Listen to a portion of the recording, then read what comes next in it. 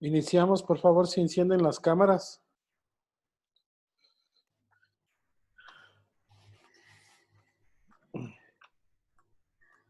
Te envío, por favor, el link de las dos transmisiones al grupo de WhatsApp. Gracias, Ramiro. Cuenten mentalmente, por favor, hasta 10 y empezamos a hablar, ¿vale? Ya. ¿Sí me escuchan? Sí. Suerte a todos. Gracias.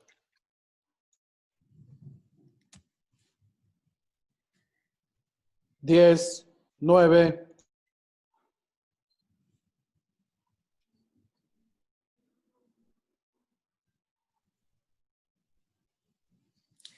Muy buenas noches, sean bienvenidos a este segundo encuentro de capacitaciones de especialización para profesionales de la salud, evento impulsado por la Universidad Católica de Cuenca, Hatum Yachay Sobilex y en compañía del Instituto de Capacitaciones Juventud y Sabiduría.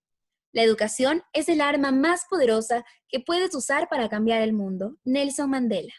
Antes de iniciar con este importante evento, quisiera hacer un extensivo saludo a nuestros queridos ponentes de esta noche, médicos especialistas, quienes serán los encargados de hablar sobre diferentes tópicos con la temática abordaje inicial del paciente con COVID-19, en la sala de urgencia y un end-update tratamiento del COVID-19, dando lugar así al cumplimiento de la certificación que será entregada a nuestros profesionales, que nos acompañan en esta noche, en esta conferencia vía Zoom, por supuesto. De igual manera, saludar a nuestros queridos amigos que nos acompañan esta noche vía Facebook Live. Un saludo especial a todos quienes nos acompañan desde diferentes puntos de nuestro bello país. Sin más preámbulos, a nuestras queridas autoridades, profesionales de la salud presentes, señoras, señores, muy buenas noches. Solo aquellos que se atreven a tener grandes fracasos terminan consiguiendo grandes éxitos. Robert F. Kennedy. Sin más preámbulos, invito a la señorita Michelle Maldonado, coordinadora de Juventud y Sabiduría, quien será la encargada de hacer el saludo correspondiente por parte de la institución. Muy buenas noches, Michelle, te escuchamos. Muy buenas noches, apreciados profesionales de la salud. Para mí es un gusto poder dirigirme hacia ustedes nuevamente en este segundo webinar. Me presento, mi nombre es Michelle Maldonado, soy coordinadora general de la empresa de capacitación Hatum Yachay Sobilex. Gracias nuevamente por la confianza depositada al participar en este webinar. Es importante darles a conocer que con la Universidad Católica de Cuenca hemos venido desarrollando cursos de alta especialización durante los últimos 3 años en las diferentes áreas de la salud. Es por ello que nuestros cursos vienen de la mano del reglamento académico CES, Consejo de Educación Superior, el cual manifiesta en el artículo 60 que solamente las instituciones de educación superior que cuenten con la carrera de salud podrán dictar este tipo de cursos. Al nosotros contar con el aval de la Universidad Católica de Cuenca, estamos cumpliendo con todo lo reglamentado en la normativa del CES. También es importante manifestar que en coordinación con la universidad, cuerpo docente y profesionales que dictaron el curso, hemos desarrollado el curso de alta especialización en medicina interna y urgencias médicas para no especialistas, al cual quedan cordialmente invitados. Por consiguiente, doy la palabra a mi compañera Daniela Encalada para que prosiga con lo coordinado en este día. Muchísimas gracias, Michelle. Esta es la bienvenida de nuestra querida institución Hatum Yachay Sobilex en compañía de Juventud y Sabiduría y, por supuesto, este evento impulsado por la Universidad Católica de Cuenca. Continuando con este importante evento, damos de esta manera ya inicio con nuestra primera ponencia y quiero, por supuesto, presentar a nuestra primera ponente. Si me dan un minutito hasta poder compartirles ya la pantalla.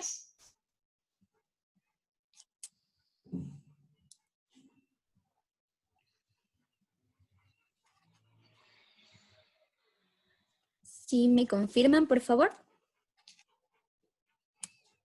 Está listo, Dani. Ya. Perfecto. Cuando trates una enfermedad, primero trata la mente. Nuestra primera ponente de la noche de hoy es la doctora Paola Cristina Cajas Logroño. Ella es magíster en Gerencia en Salud para el Desarrollo Local, especialista en emergencias y desastres, médico general de la Universidad Nacional de Chimborazo. Dentro de su experiencia laboral, es médico emergencióloga del Hospital General IES Riobamba, médico del área crítica del Hospital General San Juan, docente universitario de la Universidad Nacional de Chimborazo, en la Escuela de Medicina. También fue docente universitario de la Escuela Superior Politécnica de Chimborazo, en la Escuela de Medicina, médico posgradista del Hospital Vos Andes Quito, médico residente en el Hospital General Docente de Riobamba. Dentro de sus certificaciones internacionales, cuenta con certificaciones como Advanced Trauma Life Support, ATLS, Advanced Life Support in Obstetrics, ALSO, Pre-Hospital Trauma Life Support, PHTLS, Fundamental Critical Care Support, FCCS, Soporte Cardiovascular Avanzado, ACLS, Soporte Vital Básico, BLS, y Ecografía y Ultrasonido Hemodinámico. Muy buenas noches, doctora. Sea bienvenida a este panel. Esperamos contar, por supuesto, con su presencia. Muchísimas gracias por acompañarnos esta noche. El escenario es suyo. Muy buenas noches. Buenas noches con todos. Permítanme compartir la pantalla para poder iniciar.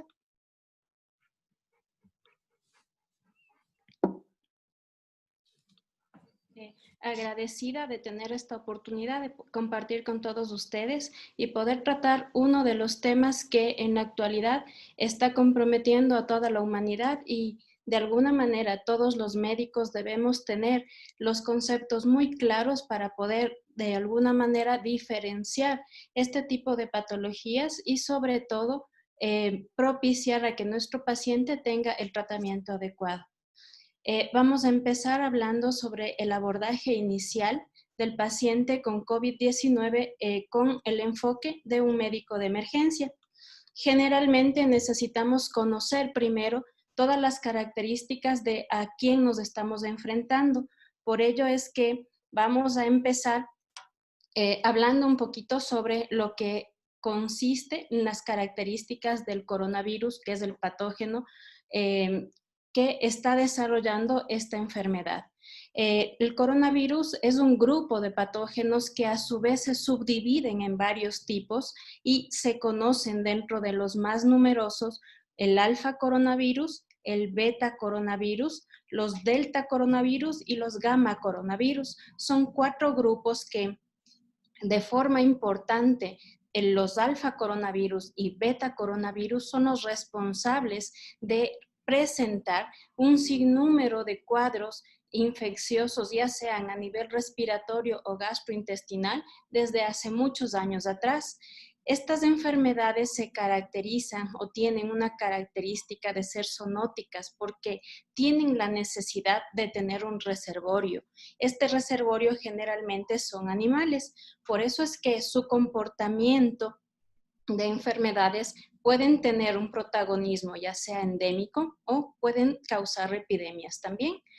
Desde el año 2002, este tipo de enfermedades fueron cambiando sus características y empezamos a preocuparnos porque en China comenzaron a reportar una serie de pacientes con cuadros respiratorios muy graves y este tipo de pacientes presentaban un grupo de virus en especial que se denominaba el SARS-CoV. Desde ahí empezamos ya a reportar el síndrome respiratorio agudo severo. Luego, en el año 2012, empezamos a tener un nuevo brote con características similares, pero en territorios diferentes. Este brote se dio en Medio Oriente, de ahí viene su nombre, el MERS-CoV. Y en el 2019, en China, sobre todo en Wuhan, empezamos a tener un brote, un tercer brote con las características que ya conocemos de afectación mundial y por sus características de composición, este virus corresponde al SARS-CoV-2, que es el responsable de producir la enfermedad conocida como COVID-19. Para saber cómo funciona o cómo empieza el proceso de infección, necesitamos conocer la estructura del virus y para ello vamos a ir desde la parte más interna hacia la parte externa. En el interior del virus tenemos sobre todo el material genético y este virus corresponde al material genético de ARN. Esto se dispone en forma de un ovillo, que es la característica principal, o de envoltura. Esta envoltura está dada por la presencia de una proteína y esta proteína, no sé si de pronto se movió la pantalla, si me confirma. Esta característica de envoltura está dada por la presencia de una proteína denominada la proteína N, que tiene una característica especial, tiene una predisposición para unirse o para captar los linfocitos T citotóxicos. Hacia la parte más externa, el virus está compuesto por una membrana y esta membrana es bilipídica, es decir, tiene dos capas. Esta membrana va a estar atravesada por varias proteínas adicionales. Dentro de las más importantes está la proteína E, que es la que ustedes la pueden visualizar en amarillo, y esta es la que le da toda la envoltura del virus. Y tenemos en rojo la proteína S. Esta es una proteína que de aquí en adelante va a empezar a tener protagonismo en lo que vamos a hablar, porque ella empieza a tener mayor susceptibilidad de unirse a anticuerpos neutralizantes y sobre todo a las células conocidas como linfocitos citotóxicos. ¿Por qué vemos aquí en rojo el jabón y el alcohol? Porque estas dos sustancias van a hacer que cuando nosotros la utilizamos sean capaces de ubicar unas estructuras denominadas micelos a partir de las membranas de los virus, haciendo que esta capa se destruya. Por eso es que las medidas más importantes de prevención para el contagio de esta enfermedad es el lavado de manos continuo y la utilización de alcohol antiséptico. Como ya empezamos a conocerle al virus protagonista, nos vamos a ubicar en la proteína S. Esta proteína, al tener esta disposición o esta forma de espino, es lo que nos permite que se una a los receptores que se denominan los ECA2. Estos receptores van a estar en las células, sobre todo las que se denominan los neumocitos tipo 1 y en mayor proporción en los neumocitos tipo 2, donde encontramos este tipo de células en el epitelio alveolar. Y esto se encuentra en el parénquima pulmonar. Por eso es que la afectación más importante de este tipo de enfermedad va a estar a nivel del sistema respiratorio, causando problemas como neumonía y en sus diferentes grados de gravedad. Al unirse el virus a la célula receptora de nuestro cuerpo, empieza a desencadenarse un proceso muy importante que se conoce como apoptosis. Este proceso de degradación o de destrucción va a como que activar todos los mecanismos de defensa de nuestro organismo. Dentro de estos, el más importante o el primero en activarse va a ser la replicación celular.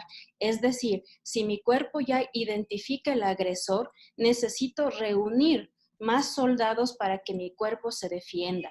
Y de esta manera empieza la replicación celular. Sin embargo, como la replicación es una copia exacta y dentro de esta célula ya tenemos el material genético, las siguientes células a reproducirse van a ser células infectadas.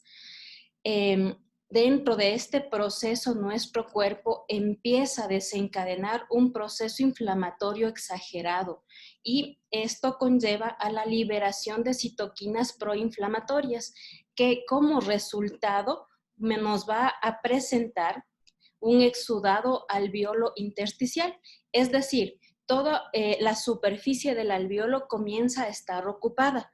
Por eso es que el intercambio gaseoso a nivel del alveolo y el capilar comienza a presentar alteraciones y se las conoce como las alteraciones BQ. Este es el primer paso para que el paciente empiece a desarrollar un cuadro de insuficiencia respiratoria aguda grave, que es lo característico o una de las complicaciones más llamativas de la enfermedad de COVID-19 causada por el SARS-CoV-2. Las manifestaciones clínicas de los pacientes difieren, sobre todo por las vías de contagio o las vías de diseminación dentro de nuestro organismo. Lo más frecuente es que los pacientes se infecten por medio de las gotículas que pueden ser captadas por las vías respiratorias superiores. Y esto puede darse por contacto directo con personas infectadas, las cuales tosen, las cuales están emitiendo estas gotículas al interior, o por tomar contacto con superficies que están infectadas. Y dentro de los síntomas más importantes tenemos la fiebre, que es el síntoma cardinal. Luego de la fiebre, el segundo síntoma en presentarse es la tos, y esta tiene una característica especial. La tos va a ser seca porque está la afectación dentro del epitelio alveolar.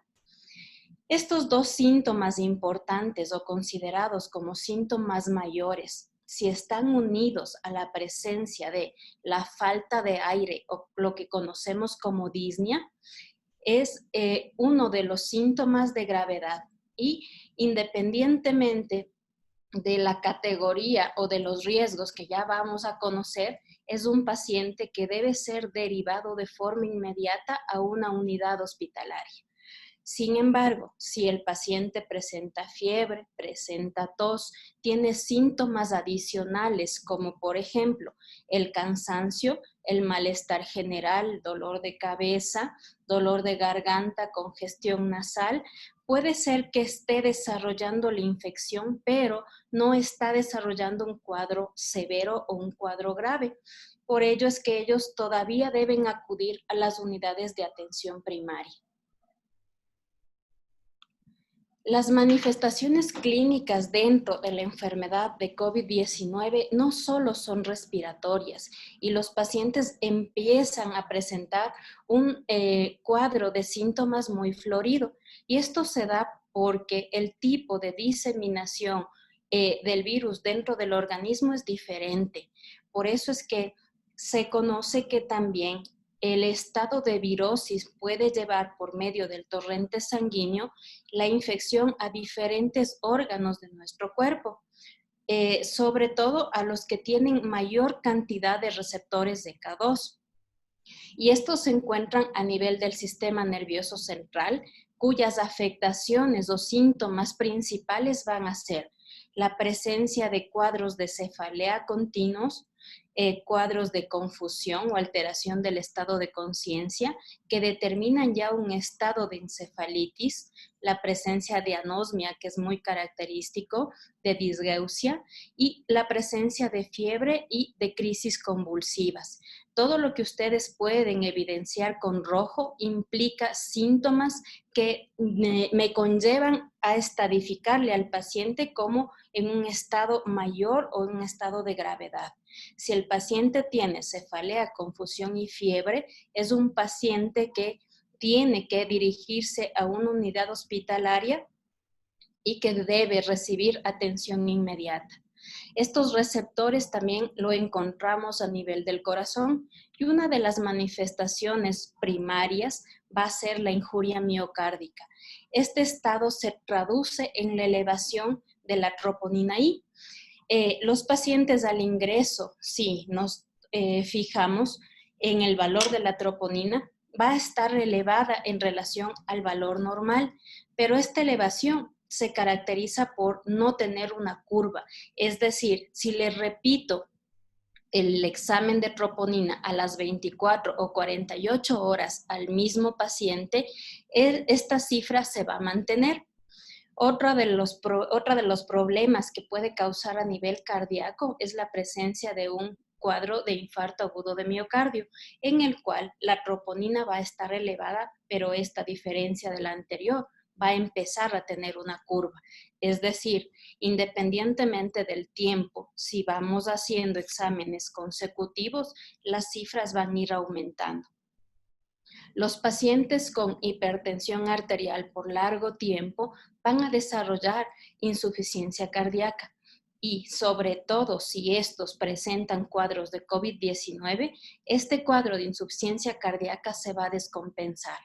Los cuadros de miocarditis o de muerte súbita generalmente son procesos que lo vamos a encontrar en pacientes en un estadio muy avanzado o grave de la enfermedad de COVID-19. A nivel del riñón, la presencia de receptores de K2 también producen ciertas alteraciones. Dentro de las más primordiales están la presencia de hematuria, la presencia de proteinuria, de oliguria, de anuria y finalmente desarrollarán una insuficiencia renal aguda, que es un criterio de gravedad y que está ligado a un porcentaje alto de mortalidad. Mientras que si estos receptores están a nivel del intestino, el paciente puede tener manifestaciones como dolor abdominal, presencia de náusea, presencia de vómito y diarrea. Esta diarrea debe tener la característica de ser acuosa. No olvidemos que este tipo de receptores también lo encontramos a nivel de todos los vasos sanguíneos, produciendo cuadros diversos de vasculitis que finalmente nos llevarán a una disfunción multiorgánica. El diagnóstico o el gol estándar para establecer si un paciente está infectado por SARS-CoV-2 definitivamente es el hisopado nasofaringeo y si este es positivo confirmará la infección o si es negativo negará esta misma, pero tenemos varias pruebas diagnósticas que pueden apoyarnos al diagnóstico hasta tener este resultado y sobre todo sus valores nos están guiando hacia el cuadro de severidad de este tipo de enfermedades. Por lo tanto, la biometría hemática, al ser un examen muy básico, nos puede aportar con mucha información. Este tipo de pacientes va a presentar generalmente cuadros de leucopenia, anemia hemolítica, trombocitopenia y la linfopenia, que es característico de este tipo de patologías. La linfopenia está en rojo porque al ser progresivo es un marcador de severidad. El perfil hepático también empieza a alterarse por la presencia de daño celular. Por eso es que vamos a encontrar las enzimas alteradas, sobre todo la AST, ALT y la LDH. Dentro de las enzimas cardíacas siempre debemos tener un valor de troponina I inicial, porque es lo que nos marcará la presencia o no de injuria miocárdica de forma temprana. El dímero D elevado también es un factor de gravedad y este nos da una idea de que está actuando como un factor procoagulante. La ferritina elevada progresiva nos orienta a que estamos frente a un proceso de linfohistiocytosis, que esto se presenta en todos los cuadros de pacientes críticos. En los exámenes de rutina de orina vamos a encontrar la hematuria, la proteinuria y la albuminuria en etapas tempranas. Si ya identificamos a nuestro paciente que tiene los signos, los síntomas cardinales de la enfermedad, establecemos todas sus afectaciones a nivel de los órganos, necesitamos unir, a más de los resultados de laboratorio, los factores de riesgo, porque son quienes nos van a orientar hacia pacientes que pueden complicarse de forma temprana o de forma rápida y son quienes serán candidatos de una hospitalización precoz. Dentro de los factores de riesgo más importantes, los hemos clasificado en epidemiológicos, en signos vitales y pruebas de laboratorio. Dentro de los factores de riesgo epidemiológicos, los más importantes es si nuestro paciente tiene una edad mayor a 65 años, si tiene una enfermedad pulmonar obstructiva crónica preexistente, Si este paciente tiene una enfermedad renal crónica, sobre todo los que dependen de terapia dialítica, si estos son diabéticos y su tratamiento no es adecuado, si son hipertensos, si tienen enfermedad cardiovascular, si tienen algún grado de obesidad, si están utilizando agentes biológicos, si tienen una historia de trasplante o consumo de inmunosupresores y sobre todo si tienen otras infecciones como el VIH. Dentro de los factores de riesgo en los signos vitales, lo que debemos tomar muy en cuenta es la frecuencia respiratoria y ya nos debe alarmar si mi paciente tiene una frecuencia respiratoria mayor a 24 respiraciones por minuto. La frecuencia cardíaca, si está mayor a 125, es un factor de riesgo. Si la saturación está menor a 93% aire ambiente, sobre todo en pacientes jóvenes, eso es un signo de alarma. Y la PAFI menor a 300, que ya nos ayuda a diferenciar los cuadros de síndrome de distrés respiratorio. Dentro de las pruebas de laboratorio, lo más importante es tener pendiente el resultado del dímero D. Si este está mayor a 1000, si la CPK está 2 veces mayor el valor normal, si el PCR es mayor a 100, si la LDH es mayor a 245, si tenemos una troponina elevada o los linfocitos menores a 0,8 con una ferritina mayor a 500, quiere decir que este paciente, si no está complicado o en un estado de gravedad o de paciente crítico, se complicará en los siguientes días. Por ello es que necesitamos establecer la gravedad de la enfermedad para poder ubicarle en las unidades intrahospitalarias destinadas a recibir cada uno de los grupos infectados. Entonces vamos a empezar hablando de los pacientes leves, que generalmente con un porcentaje de pacientes moderados van a necesitar aislamiento y este tipo de pacientes están ambulatorios. Es decir, que lo que necesitan es un tratamiento sintomático y el seguimiento en sus domicilios o en los lugares que se han establecido para alojamiento. Los pacientes que tienen un estado de infección moderado y que se unen a los factores de riesgo y pacientes que tienen ya una infección en estadio severo van a necesitar hospitalización para recibir sobre todo tratamiento farmacológico y oxigenoterapia. Mientras que el porcentaje de pacientes en estadio crítico, ellos ya necesitan unidades más especializadas con soporte vital. Por eso es que para ellos está destinado todas las unidades de terapia intensiva y el área crítica de todos los servicios de emergencia a nivel de las instituciones de salud. Como ustedes ven en la pirámide, el porcentaje más grande corresponde a pacientes con infección en estadio leve, en estadio moderado. Tenemos un porcentaje menor de infecciones severas y un porcentaje menor de pacientes en etapa crítica. Sin embargo, los recursos requeridos para solventar este tipo de hospitalizaciones tienen una pirámide inversa, ya que todos los pacientes que deben ser manejados en las unidades críticas necesitan mayor recurso, ya sea de equipamiento y sobre todo de personal médico de enfermería y auxiliar de enfermería. En la parte de infecciones moderadas a severas pueden ser tratadas en hospitalización de manera inicial y en estadios leves es aislamiento domiciliario. La gran cantidad de pacientes contagiados han hecho que todas las unidades de emergencia de todas las instituciones de salud empiecen a tener un plan de contingencia diferente, porque son la puerta de entrada y el lugar de captación de toda la cantidad de pacientes que van a acudir. Por ello es que la Organización Panamericana de la Salud fue describiendo varios escalones que lo hemos vivido y hemos tratado de ir transformando nuestros servicios a lo largo de la pandemia. El escalón 1 es el escalón en el cual como servicio hemos tenido que reorganizarnos, tanto en recursos humanos como en recursos y servicios institucionales.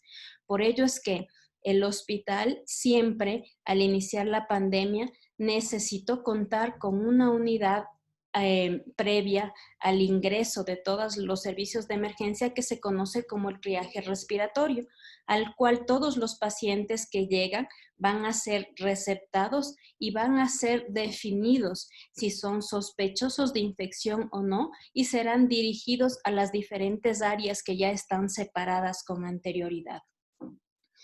Como cambiamos y tuvimos la experiencia del cambio de color en la semaforización, eso hizo que dejemos el confinamiento y la mayor cantidad de personas en edad productiva tuvieron que reinsertarse a sus actividades laborales y eso ocasionó una ola de infección con un porcentaje alto de usuarios en las instituciones de salud.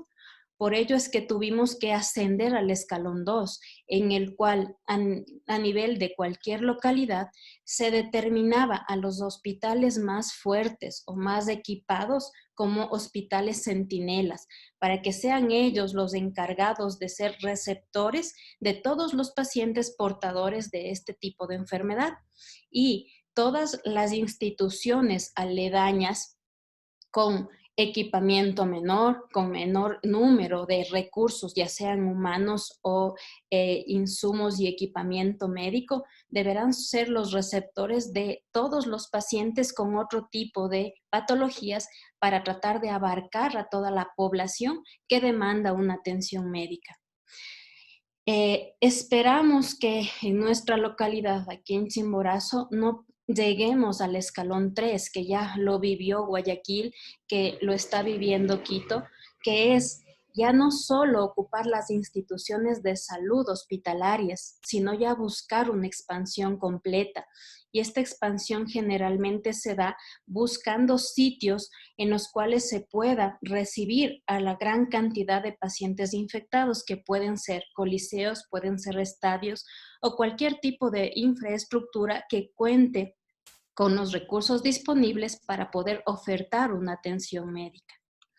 De tal manera que la condición más importante para establecer una atención de calidad y para no hacer una infección cruzada es contar con este tipo de triaje previo, en el cual van a ser recibidos todos los pacientes de forma ambulatoria, ya sean transportados por medio de ambulancias, donde estará el personal completamente capacitado, que puede ser personal de enfermería o personal médico, que con preguntas muy claras y con un abordaje muy corto se puede establecer si este paciente es sospechoso o no de presentar un tipo de enfermedad como el COVID-19 y será abordado y manejado en las unidades destinadas a pacientes COVID con todas las medidas de seguridad.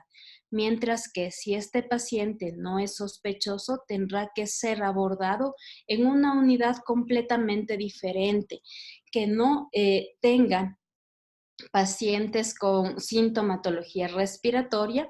Sin embargo, no debemos olvidar que el porcentaje de pacientes asintomáticos es grande y que los síntomas son diversos, de tal manera que el triaje debe estar pendiente no solo en las preguntas sencillas que siempre se hace a todo paciente, como presencia de tos, presencia de fiebre, dificultad respiratoria, sino más bien la determinación de los signos vitales, y si uno de estos ya está alterado, deberá ser considerado como paciente sospechoso hasta que se demuestre lo contrario. De tal manera que como servicio de urgencias hemos tenido que fraccionarnos y hemos tenido que dar todo el contingente necesario para poder recibir a la cantidad de pacientes que necesitan de una atención médica. Creo que por razones del tiempo hasta ahí ha llegado esta intervención y solo quería compartirles a todos el mensaje que estamos teniendo dentro de nuestro servicio. El amor es servicio a todos. Por eso es que como mensaje de esta conferencia pedimos que la empatía con el personal de primera línea sea fortalecida, ya que todos ellos están dando todo lo que pueden por los demás. Muchas gracias. Hasta ahí la intervención.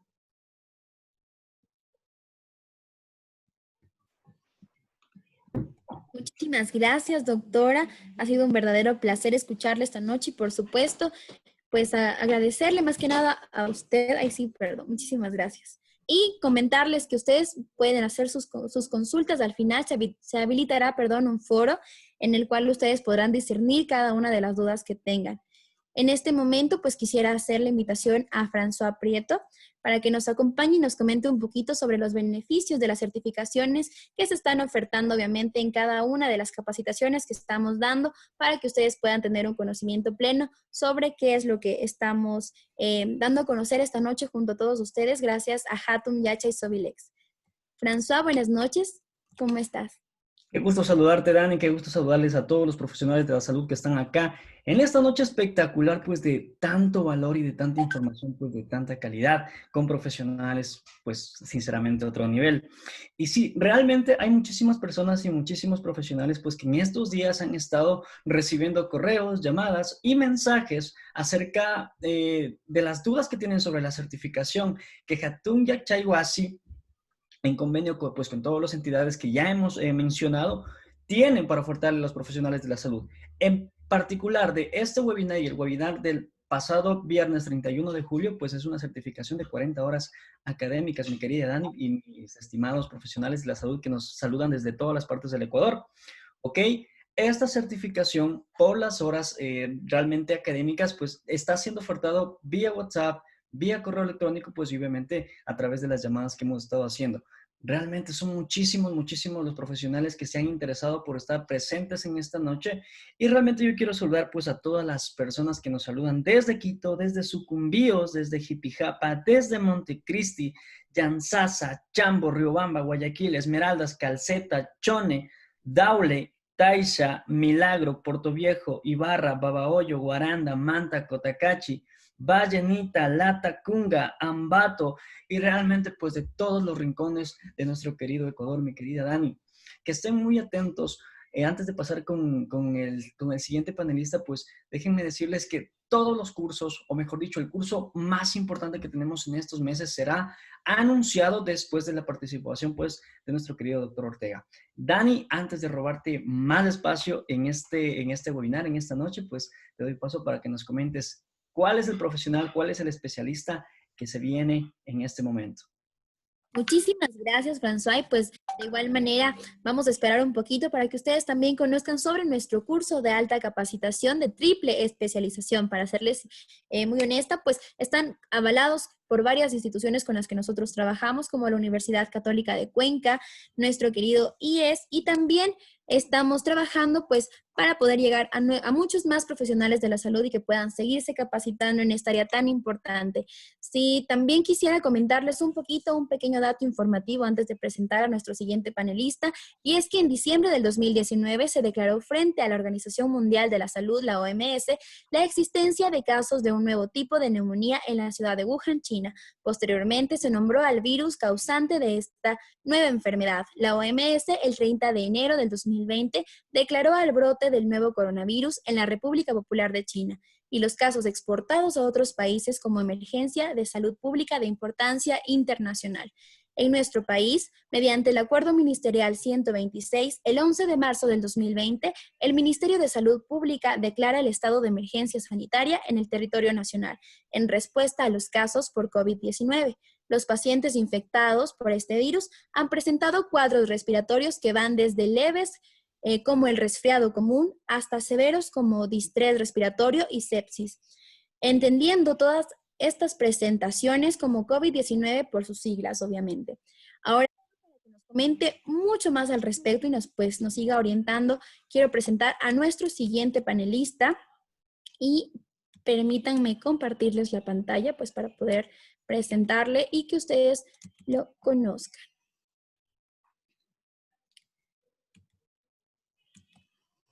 Listo. El mejor médico es aquel que inspira esperanza. Samuel Taylor Coleridge. Nuestro siguiente panelista es coordinador del área de capacitaciones en salud, doctorante PhD en Ciencias Médicas de la Universidad de Zulia, médico especialista en Medicina Interna de la Universidad Central del Ecuador, magíster en Salud Pública en la Universidad Autónoma de los Andes, especialista en Gestión de Proyectos de la Salud en la Universidad Autónoma de los Andes. Dentro de su área de especialización, cuenta con un diploma en Investigación y Proyectos de la Universidad Tecnológica Equinoccial. Cuenta también con un diploma superior en Docencia Universitaria en Ciencias de la Salud, Universidad Nacional de Chimborazo. También tiene un diploma superior en Promoción y Prevención de la Salud de la Universidad Autónoma de los Andes. Dentro del área laboral, es médico tratante y ex jefe del Servicio de Medicina Interna del Hospital Alfredo Montenegro, en la ciudad de Guaranda. Es ex docente de la Cátedra de Farmacología y Semiología de la Universidad Estatal de Bolívar en Guaranda, Ecuador. Médico tratante y coordinador pro tempore del Servicio de Clínica del Hospital General Riobamba, Instituto Ecuatoriano de Seguridad Social. Director técnico de Hospitalización y Ambulatorio del Hospital General Riobamba, Instituto Ecuatoriano de Seguridad Social. Dentro de su área laboral, es tutor de Medicina Interna del Programa de Internado Rotativo de Medicina en la Universidad Nacional de Chimborazo, UNACH, Riobamba, Ecuador. Docente de la Maestría en Salud Pública de la Escuela Superior Politécnica de Chimborazo. Además, es autor y coautor de varios libros de medicina y artículos científicos publicados en revistas indexadas de alto impacto nacional e internacional. Por favor, me permito invitar al doctor Héctor Fabián Ortega Castillo. Muy buenas noches, doctor. ¿Cómo se encuentra? Buenas noches, Dani. ¿Cómo están? Buenas noches a todos nuestros panelistas y a toda esa gente y, lógicamente, nuestros profesionales que nos están escuchando y mirando de todo el país. Vamos a compartirles la pantalla para iniciar con la presentación.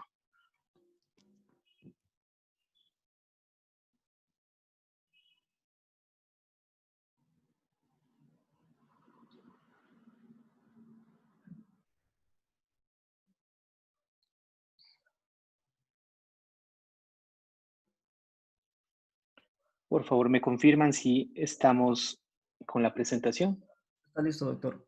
Sí, todo listo. Perfecto. Muy bien. En estos minutos nos vamos a dedicar a hablar un poco acerca del tratamiento de COVID-19. Vamos a hacer una actualización, vamos a conocer algunos conceptos, vamos a conocer algunos detalles referente a cuál de los tratamientos actualmente se encuentra vigente y se encuentra lógicamente utilizado en los diferentes protocolos de las diferentes unidades a nivel mundial.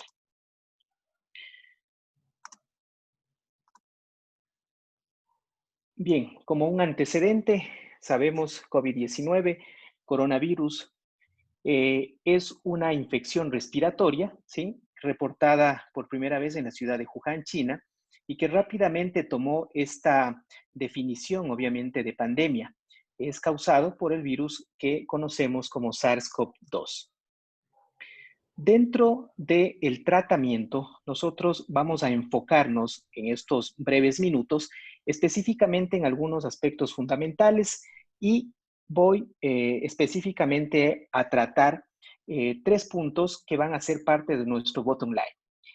El tratamiento, ¿sí? Que actualmente se maneja para lo que es COVID-19 es un tratamiento de soporte de forma primaria. Hay estudios, hay ensayos clínicos en los cuales las diferentes drogas antivirales, antimaláricos y otras, lógicamente, están autorizadas únicamente en el contexto de un ensayo clínico. Sin embargo, su eficacia y seguridad, lógicamente, están siendo evaluadas en el tiempo. En este momento, los corticoides han expuesto, ¿sí? En publicaciones recientes, sobre todo un estudio británico, el Recovery, un estudio, un ensayo clínico en el cual se reclutaron 6.425 pacientes, donde se demostró una alta efectividad del uso de los corticoides para reducir la mortalidad en los pacientes con COVID-19, principalmente que estaban en ventilación mecánica con un NNT de 7. Un NNT, es decir, un número necesario para tratar de 7. ¿Qué quiere decir esto? Que el uso o cuando se utilizan los corticoides en el contexto de pacientes con ventilación mecánica, por cada 7 pacientes tratados tenemos uno que se beneficia con esta intervención. Esta ventaja también se ha hecho evidente no solamente en aquellos que han estado en ventilación mecánica, sino también en aquellos que han requerido algún, digamos, grado de oxígeno, con un NNT de 20. Sin embargo, estos beneficios no fueron establecidos en pacientes hospitalizados que no requirieron oxígeno. Esto con un nivel de evidencia tipo B. En la parte inferior, ustedes pueden ver, tenemos hemos utilizado esta taxonomía que es del SORT para clasificar los niveles de evidencia. Un nivel de evidencia A es una evidencia consistente, de buena calidad. Un nivel de evidencia B, inconsistente, con una calidad limitada. Y un nivel de evidencia C que nace de consensos, de la práctica diaria, de la opinión de expertos, de serie de casos o estudios de serie de casos. Continuando con nuestro bottom line, tenemos algunos RCTs que han concluido que otra de las drogas, como es antivirales, como el Remdesivir, el uso corto de este fármaco en el lapso de 11-15 días, se pudo observar en este RCT que no hubo una reducción significativa en la mortalidad. 7.1% versus 11.9%, con una P que no fue menor de 0.05, tenemos un nivel de evidencia B. He comenzado con nuestro bottom line justamente porque son aspectos que al momento, ¿sí?, son los que están vigentes, y en conclusión y en resumen podemos decir que las drogas antivirales, antimaláricas y otras que se encuentran todavía en estudio únicamente han sido autorizadas en el contexto de un ensayo clínico, más no dentro de un protocolo. Y que al momento las únicas drogas que han demostrado eficacia son los corticoides y, claro, aún controversial el uso del Remdesivir. Pues bien, vamos a comenzar a hablar de cada una de ellas. Dentro de la terapia farmacológica, las guías del ITSA recomiendan, como les había comentado, que la cloroquina, la hidroxicloroquina, citromicina, lopinavir, ritonavir, tocilizumab y plasma de convaleciente solo deben ser usados en el contexto de un ensayo clínico. ¿Esto qué quiere decir? Quiere decir que su eficacia y su seguridad, lógicamente, aún no está establecida, e incluso en algunos de ellos la seguridad de estos fármacos aún es cuestionada. Bien, vamos a conversar un poco acerca del Remdesivir. Les voy a presentar algunos datos, algunos resultados de esta publicación de mayo 22 del 2020 en la New England Journal of Medicine, en el estudio ACTT, un estudio multinacional, multicéntrico, que reclutó a 1.063 pacientes hospitalizados con SARS-CoV-2. Aquí se utilizó este fármaco, que es el Remdesivir, a dosis de 200 miligramos intravenosos en el primer día y posteriormente 100 miligramos intravenoso hasta completar 10 días o hasta el alta hospitalaria, comparado con la utilización de placebo. Los resultados primarios dentro de este estudio establecieron una diferencia estadísticamente significativa en el grupo de Remdesivir, 11 versus 15 días de principalmente estancia hospitalaria, con una P menor de 0.001, es decir, estadísticamente significativa. La mejoría clínica también fue evidente en el grupo de Remdesivir.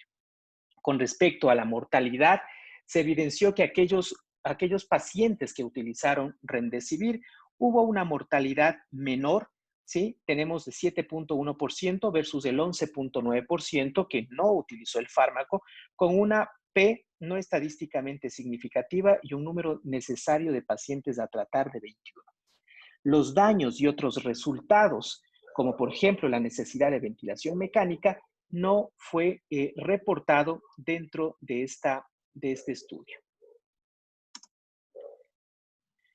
La FDA ha autorizado el uso de Remdesivir en niños y en adultos hospitalizados, pero que cumplan criterios de severidad para COVID-19.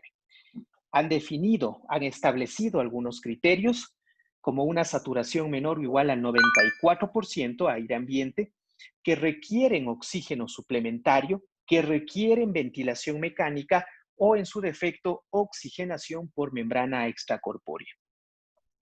Lo que como habíamos conversado, las dosis que se utilizan, 200 miligramos intravenosos en el día 1, seguido de 100 miligramos por 5 días, y puede extenderse esto incluso a más días, hasta 10 días, en aquellos casos de pacientes en los cuales no tengamos una mejoría clínica dentro del contexto de una ventilación mecánica o membrana u oxigenación por membrana extracorpórea. Voy a compartirles también otro estudio de drogas antivirales, otro estudio publicado en el New England Journal of Medicine en mayo de 2020, en el cual se reclutaron 199 pacientes hospitalizados con COVID severo y se les administró lopinavir, ritonavir, como sabemos, antivirales que se utilizan en el tratamiento, en el manejo del VIH. No hubo una diferencia en cuanto a la mejoría clínica y en lo que respecta a la reducción de la mortalidad, tampoco hubo una diferencia estadísticamente significativa cuando se comparó lógicamente con el grupo de quienes no recibieron este fármaco. 19.2% versus 25% con una P no estadísticamente significativa. Esto es importante. Si bien es cierto, tenemos al momento una serie de ensayos clínicos que están en curso, que están en marcha de cada uno de estos fármacos y que ustedes bien pueden consultarlos, la fase, el proceso o la etapa en la que se encuentran, pueden ustedes consultar. Hay una página en internet que es clinicaltrials.org. En esta página, www.clinicaltrials.org, ustedes pueden evidenciar claramente los diferentes ensayos clínicos, en qué etapa se encuentran y ya unos, digamos, primeros resultados que van arrojando en cierto tiempo.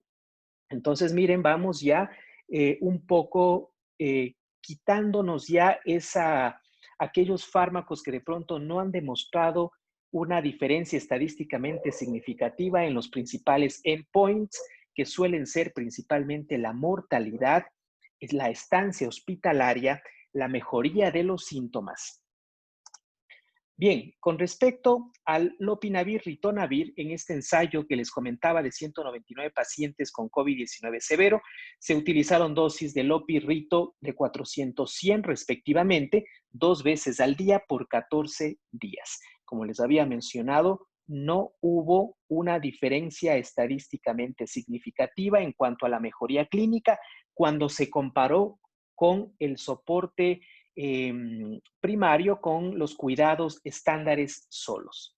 ¿Cuáles son estos cuidados estándares? Desde el manejo sintomático que tenemos del paciente, el uso de la oxigenoterapia y otras intervenciones de forma general que obviamente se las realizan en el paciente hospitalizado, ya sea en habitación normal o en una unidad de cuidados intensivos. Tenemos también a otros fármacos como los inhibidores de la interleuquina 6, uno de los principales fármacos y muy escuchados es el tocilizumab. En este estudio de corte retrospectivo, en el cual se reclutaron 544 pacientes con COVID-19 severo, recibieron tocilizumab aproximadamente un número de 179. Se asoció un riesgo menor de ventilación mecánica o de muerte, ¿sí? con una tasa ajustada de 0.61. Es decir, si hacemos la relación, más o menos estamos hablando de un 39%. ¿Qué quiere decir esto? Que de los 179 pacientes hubo una disminución en el riesgo para ventilación mecánica o muerte en el 39% de los pacientes. Sin embargo, aquí vienen algunos aspectos.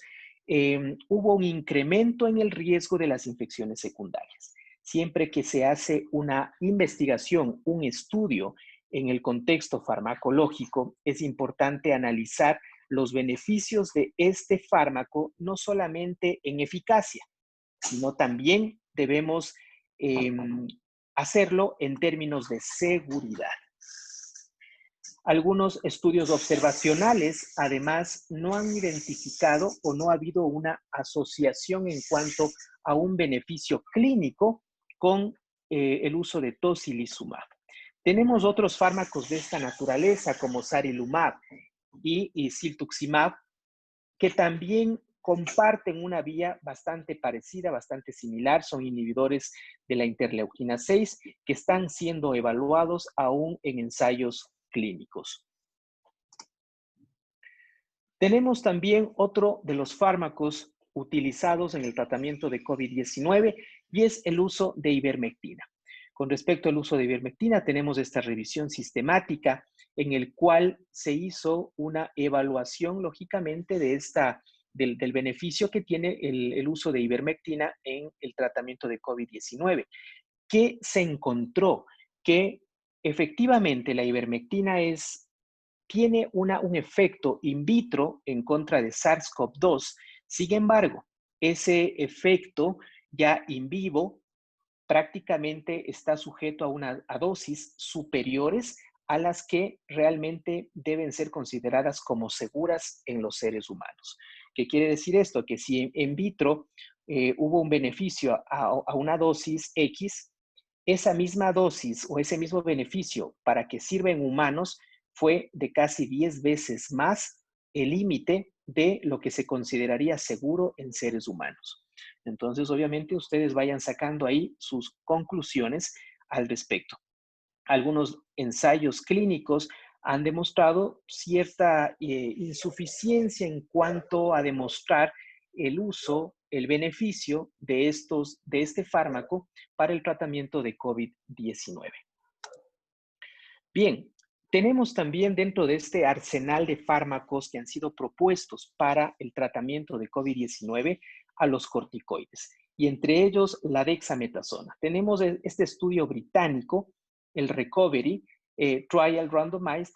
Este estudio reclutó 11.500 pacientes hospitalizados con COVID-19 y se los comparó con 6 prácticamente brazos, por llamarlo así: acitromicina, lopinavir, ritonavir, tocilizumab, plasma de convaleciente, las bajas dosis, obviamente, de dexametasona, 6 miligramos administradas una vez al día por 10 días. Comparado, ¿sí?, con los cuidados habituales, cuidados de soporte, que son los que obviamente estábamos conversando. El endpoint principal fue la mortalidad a 28 días. Se estableció que en cuanto a la mortalidad, los pacientes o el uso de este corticoide en pacientes que requerían ventilación mecánica fue de 0.65, con un intervalo de confianza al 95%, y en términos, si sacamos la relación, ¿qué quiere decir esto? Que aquellos pacientes que utilizaron dexametasona y estuvieron en ventilación mecánica, el riesgo de mortalidad se redujo en un 35%, con un, digamos, estadísticamente significativo estos resultados. Por otra parte, aquellos que no estaban en ventilación mecánica, pero que estaban recibiendo oxigenoterapia, este fue de 0.8. Es decir, la mortalidad se redujo en ellos, en aquellos que únicamente estaban sujetos a oxigenoterapia, ya sea por bigotera, por mascarilla, se redujo únicamente en un 20%. ¿Sí? Ojo, miren la relación, mientras que en los que estaban en ventilación mecánica se redujo en un 35% la mortalidad. En aquellos que recibían oxígeno, se redujo en un oxígeno por bigotera o mascarilla, se redujo en un 20%. No hubo un beneficio observado en pacientes que no necesitaban oxígeno o que no se encontraban en ventilación mecánica. Entonces, miren esto que es muy importante a la hora de prescribir este fármaco. Debemos establecer, esto no es una receta de cocina, esto no es prácticamente un protocolo que tiene que ser aplicado a todos los pacientes, sino deben establecerse claramente los beneficios de estos fármacos en las diferentes instancias, por supuesto, y en los diferentes pacientes.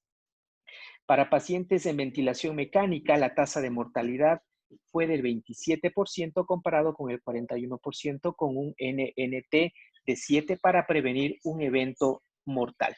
Para pacientes que recibieron oxígeno, la tasa de mortalidad fue del 20% versus del 25% con un NNT de 20.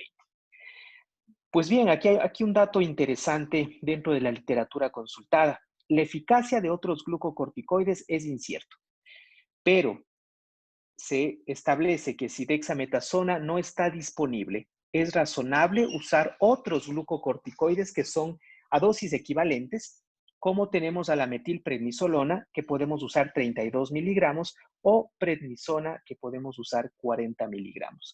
Estas serían las dosis equivalentes a, lógicamente, la dexametasona 6 miligramos una vez al día. Ojo en quienes tenemos que administrar.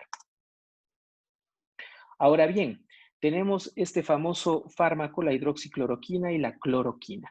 Existió un reporte de la FDA con fecha 15 de junio del 2020, donde prácticamente se revocó el uso de emergencia o la autorización del uso de emergencia de la cloroquina y la hidroxicloroquina para el tratamiento de COVID-19. Los diferentes ensayos que se han realizado con este tipo de fármacos realmente no han sido favorables, no ha habido un efecto importante en la mortalidad, en la duración de los síntomas, en la estancia hospitalaria y que por otra parte más bien ha existido un incremento en los efectos adversos por parte de este fármaco, sobre todo efectos adversos en la parte cardíaca, como es la prolongación del intervalo QT. Y ojo que un QT prolongado puede predisponer al paciente, lógicamente, a una muerte súbita y otro tipo de arritmias.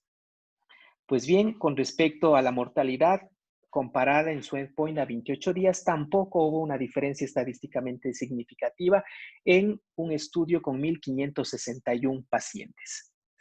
Muy bien, con respecto a la hidroxicloroquina, datos parecidos, no hubo una disminución en cuanto a la estancia hospitalaria cuando se utilizó hidroxicloroquina en un ensayo clínico con 3.155 pacientes en los cuales se aplicó este fármaco. Entonces, vamos viendo claramente qué intervenciones farmacológicas se van quedando en el tiempo y cuáles son las que van ganando cada vez mayor fortaleza. Tenemos esta clásica asociación que vemos una prescripción importantísima a nivel de nuestro país, sobre todo la combinación de acitromicina e hidroxicloroquina. Esta asociación, estimados colegas, puede ser mortal cuando no se toman las debidas precauciones y sobre todo, aún más, cuando carece de la eficacia demostrada y comprobada. Los ensayos clínicos han fracasado para demostrar que la combinación de acitromicina e hidroxicloroquina puede de una u otra manera beneficiar clínicamente a nuestros pacientes. Por otra parte, les decía que esta asociación más bien puede repotenciar alteraciones a nivel cardiológico como es la prolongación del intervalo QT y con ello puede sobrevenir otro tipo de eventos y complicaciones. Bien, tenemos por otra parte el efecto del plasma en convalecientes en cuanto a la mejoría clínica de pacientes con COVID severo y que de una u otra forma esta enfermedad está amenazando su vida. En un estudio chino en la cual se randomizaron 103 pacientes hospitalizados, recibieron plasma de convalecientes. Hubo una mejoría clínica observada en el 52% de ellos, comparado con el 43% de los controles. No hubo una diferencia estadísticamente significativa. En este sentido, quiero indicarles que con respecto al plasma convaleciente, la evidencia aún es controversial. Hay unos que mencionan que sí funciona, hay otros que no funciona. Realmente vamos a poner a esta intervención de plasma convaleciente en un término medio. Los estudios prácticamente no han demostrado del todo su eficacia ni tampoco su ineficiencia para el tratamiento de COVID-19. Con respecto a la mortalidad a 28 días, hubo una disminución en aquellos que se trataron con plasma convaleciente comparado con controles. Sin embargo, estos resultados no tuvieron una diferencia estadísticamente significativa. Y claro, debemos también indicar situaciones como el costo-beneficio con respecto a esta intervención para el tratamiento de COVID-19. Bien, tenemos de igual manera, voy a nombrar algunas otras intervenciones que son parte de los protocolos que se están manejando. El tratamiento empírico con antibióticos para neumonía en pacientes seleccionados. Es importante destacar que debe existir un uso racional de los antibióticos. Definitivamente, COVID-19 después nos va a dejar no solamente secuelas en los pacientes, sino también secuelas en el sistema público. Y específicamente me refiero a infecciones nosocomiales, infecciones importantes por bacterias MDR, bacterias multidrogos resistentes, por un uso indiscriminado de estos antibióticos. Entonces, hago un llamado a todos ustedes, colegas, para que en el contexto de una neumonía viral, y que si bien es cierto puede haber coinfecciones, estas coinfecciones, la tasa de coinfección no va más allá del 3 al 7%. Entonces, ¿de qué sentido, sí, o qué sentido tendría el uso de antibióticos de amplio espectro, que generalmente son tercera, cuarta línea en infecciones, para justamente acompañar a un protocolo de tratamiento de COVID-19? Esto sin duda en algún momento nos va a generar bacterias o más bien superinfecciones, ¿sí? Justamente por un uso irracional de estos antibióticos. Otra de las intervenciones, la prevención y la evaluación del tromboembolismo venoso. Esto es algo muy importante, ¿sí? ¿Por qué? Porque hemos visto en la práctica clínica diaria que estamos dando aspirina y clopidogrel a todo el mundo. De igual manera, estamos siguiendo una receta de cocina donde a todo el mundo se les está dando acitromicina, se les está dando, bueno, ya creo que hidroxi o cloroquina ya menos, pero estamos con acitromicina, con ivermectina, estamos, bueno, y dentro de eso también le ponemos ahí a la aspirina o al clopidogrel. Por favor, hagamos una evaluación del riesgo trombótico que tienen nuestros pacientes antes de hacer una prescripción indiscriminada de estos. Estamos teniendo cada vez más en las consultas pacientes con úlceras gástricas perforadas por el uso de aspirina. Estamos teniendo sangrados importantes, ¿sí? Ya sea no solamente por el uso de antiagregantes, sino también por el uso de anticoagulantes que vemos, obviamente, están siendo prescritos en pacientes o cuyo riesgo de eventos trombóticos es bajo. Por favor, tenemos herramientas, tenemos escalas pronósticas, tenemos escalas diagnósticas, y aquí principalmente tenemos, y les invito a revisar, dos escalas, que es la escala del IMPROV y es la escala de Padua. Estas dos escalas miden el riesgo de eventos trombóticos venosos. De tal manera que en aquellos pacientes que ustedes tengan efectivamente un riesgo elevado, por favor utilicemos ahí sí profilaxis antitrombótica, y en este sentido tenemos fármacos como las heparinas de bajo peso molecular, tenemos las heparinas no fraccionadas, ¿sí? Heparinas de bajo peso molecular como la enoxaparina a dosis de 1 miligramo por kilo subcutáneo QD. Ojo, estamos haciendo profilaxis, no estamos haciendo anticoagulación.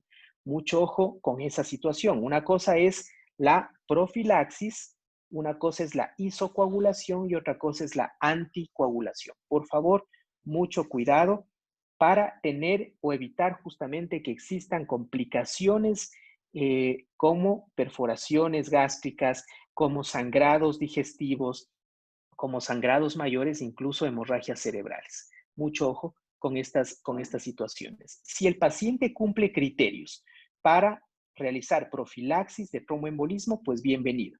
Caso contrario, no sumemos a esta receta de cocina y peor aún, antiagregantes, que sabemos que el efecto de esta antiagregación puede persistir en el tiempo, como es en el caso del ácido acetil salicílico, hasta 10 días y de clopidogrel hasta 5 a 7 días.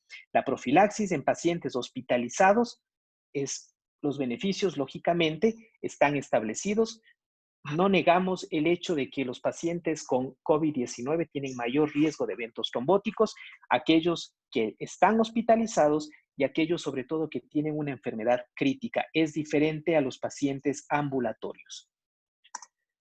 Pues bien, de igual manera, intervenciones como evitar medicamentos en nebulización. Lógicamente, cuando hacemos nebulizaciones, podemos propagar, podemos esparcir estos aerosoles y lógicamente con ellos realizar una propagación importante de SARS-CoV-2. Ya hemos visto en la literatura científica que estas partículas, estas moléculas pueden viajar, sobre todo si están aerolizadas, incluso pueden alcanzar más allá de los 2 metros. Estamos hablando de 4, 6 metros, que es diferente a las gotitas que de pronto ahí sí se pueden quedar a 2 metros, pero el aerosol es diferente, puede viajar distancias mayores. Mucho ojo con eso de igual manera. Si necesitan broncodilatadores, úsenlos en inhalador, más no en nebulización. Y claro, habrá casos excepcionales donde de pronto se requiera, pero se tomarán lógicamente las medidas respectivas. Hasta aquí un breve resumen por cuestiones de tiempo. Ustedes entenderán, nos hubiera gustado y ya de hecho lo conversaremos más a fondo ya en nuestro curso propiamente dicho. Haremos ya o profundizaremos cada uno de estos temas. Esto solamente es una entrada para lo que se viene en el curso justamente de alta especialización en medicina de urgencias y medicina interna. ¿Cuándo consideramos nosotros que un paciente está curado? Esto es importante. Y aquí tenemos que clasificar a nuestros pacientes justamente en 2 grupos. Los pacientes que están curados y que han llevado su tratamiento de forma ambulatoria y aquellos pacientes que se consideran curados y que han recibido su intervención de forma hospitalaria. Cuando tenemos pacientes que han sido manejados de forma ambulatoria, nosotros podemos definir que el paciente está curado principalmente a través de 2 estrategias. La una es justamente utilizando una estrategia basada justamente en un test y la otra, aquella estrategia en la cual está justamente basada en los síntomas. No siempre vamos a tener de la mano, ¿sí? No siempre vamos a tener de la mano justamente el uso del PCR. Tenemos pues en muchas de las provincias vivimos esta realidad. No tenemos nosotros justamente a disponibilidad lo que implica pruebas PCR. Entonces tenemos que buscar otra estrategia y es basada en los síntomas. Cuando tomamos la estrategia basada en una prueba, decimos que el paciente está curado cuando ha habido una recuperación clínica. ¿Qué quiere decir esto? Que ya no hay fiebre, pero ya no hay fiebre sin usar nada. Es decir, ya los antipiréticos se dejaron de usar y aún así no hay fiebre. Cuando ya no hay tos, cuando ya no hay disnea. A esto le sumamos 2 test PCRs, ¿sí? En tiempo real negativos con un lapso de tiempo entre cada uno de ellos de al menos 24 horas. Ahí yo digo que el paciente está curado desde el punto de vista de una estrategia basada en una prueba. Por otra parte, si la estrategia, ¿sí?, está basada en los síntomas, es decir, aquí ya no tengo un PCR, ¿cuándo digo que está curado el paciente? Cuando han transcurrido al menos 10 días desde que comenzó el proceso infeccioso y que al menos existen 72 horas que el paciente ya no tiene síntomas ni respiratorios ni tampoco fiebre sin usar ningún tipo de antipirético, ¿no? Entonces, mucho ojo con esto. Es importante considerar estos detalles. ¿Para qué? Para que no existan aquellos aislamientos prolongados, ¿sí?, en los cuales aislamos al paciente 14 días, 21 días, 28 días. Por favor, ¿sí? La evidencia actual, ¿sí? Y bueno, hay cursos que de hecho la Universidad de Johns Hopkins los está ofertando. En estos cursos, ellos establecen que el paciente debe estar en aislamiento únicamente el periodo de tiempo que es infeccioso. ¿Cuánto tiempo es esto? 2 días antes de que ha presentado los síntomas y hasta 10 días después. Y que dentro de esos 10 días, o se sumen 3 adicionales, en los cuales el paciente no tenga fiebre y no tenga síntomas de tipo respiratorio. Entonces, miren, con esto se cae todos esos aislamientos de 14, 21, 28 días. Que sí, que el PCR te sigue dando positivo. Perfecto, te sigue dando positivo a los 21, a los 28 días, pero esa carga viral que tiene ese paciente ya no tiene el contexto o el carácter de infeccioso. Es como cuando tú tienes una batalla, ¿no es cierto? Tienes una guerra y producto de esa guerra tienes muertos y tienes heridos. El PCR te detecta carga viral, pero no te dice si esa carga viral tiene una connotación de ser infecciosa o no. Entonces, mucho ojo con eso. ¿Te va a dar el PCR positivo? Pues perfecto, pero esa carga viral ya no tiene un carácter de ser infeccioso.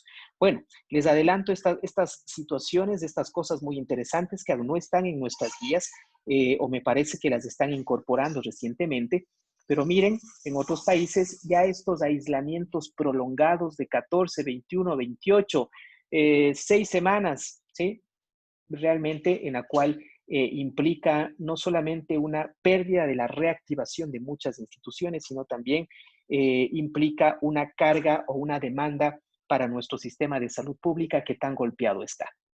Pues bien, entonces, esto con respecto a los pacientes ambulatorios. Con respecto a los pacientes hospitalizados, obviamente se asume, se entiende que a todo paciente hospitalizado debemos basarnos en una estrategia basada en una prueba, en un PCR. Entonces, decimos que un paciente hospitalizado está curado, ¿cuándo? Se ha recuperado de sus síntomas, principalmente la fiebre, al menos ya 72 horas sin fiebre, sin usar antipiréticos, ya no hay síntomas respiratorios y tiene al menos 2 pruebas PCR negativas, cada una con un espacio de al menos 24 horas. Bien, ¿cuál es finalmente nuestro approach en este sentido o nuestro enfoque en este sentido? El enfoque final implica que el tratamiento de COVID-19, al momento, las intervenciones, las medidas son inciertas. Muchos de los fármacos únicamente están autorizados en el contexto de un ensayo clínico, es decir, experimental, mas no que han demostrado realmente una eficacia. Apenas tenemos el Remdesivir, eso también ya con algunas particularidades que van al menos que al más, y el uso de los corticoides, que realmente hasta el momento son los que han demostrado una reducción en la mortalidad, pero principalmente en pacientes en ventilación mecánica o que tienen criterios de usar oxigenoterapia. Entonces, mucho ojo con esto, por favor, estimados colegas. Es necesario hacer un uso racional de los diferentes fármacos que se están utilizando en COVID-19. ¿Por qué? Porque definitivamente el riesgo puede ser superior al beneficio. Y el paciente, claro, no se complicó por COVID, pero se complicó por el uso indiscriminado y sin criterio de otras intervenciones que de pronto tuvieron que ser valoradas de mejor manera. Una alerta, ¿sí? Lo que nos dice el ITSA, que recomienda que terapias en las cuales se usen estos fármacos que les acababa de mencionar solo deben ser administrados en el contexto de un ensayo clínico, debido a que su eficacia o su riesgo de potencial toxicidad lógicamente está latente. Ya para terminar nuestra presentación, vamos viendo algunas situaciones. No olvidar, por favor, esto que es importante, algunos hallazgos de laboratorio. Claro, ya vimos algunos hallazgos clínicos con nuestra participante, nuestra panelista anterior, pero también es importante dar a conocer algunos aspectos en cuanto al laboratorio que me pueden predecir o traducir que el COVID puede realmente llegar a un estado de severidad importante. Dímero D más de 1000, un PCR más de 100, una LDH mayor de 245, niveles o elevaciones de troponina por el doble de lo normal, niveles de ferritina más allá de 500, una CPK igual elevada. El COVID prácticamente complica al paciente principalmente de dos maneras, o bien lo hiperinflama o bien lo hipercoagula. De tal manera que nosotros debemos conocer con la ferritina, un reactante de fase aguda, un marcador inflamatorio, si el paciente tiende más hacia la hipercoagulabilidad, entonces con el dímero D, o tiende más hacia la hiperinflamación con los niveles de ferritina. Y entonces ahí yo poder actuar en base a cómo se está comportando o cómo se va a comportar esta enfermedad. Lógicamente, nos falta mucho por conocer, nos falta mucho por entender referente a este virus. Es una lucha constante, como lo ha mencionado nuestra compañera emergencióloga, y que, claro, estamos prestos, todo el personal de salud, estamos en primera línea, estamos de una u otra manera desde diferentes frentes tratando de apoyar y enfrentar esta pandemia. Esto es lo que les he querido compartir en estos breves minutos. Muchas gracias por su atención.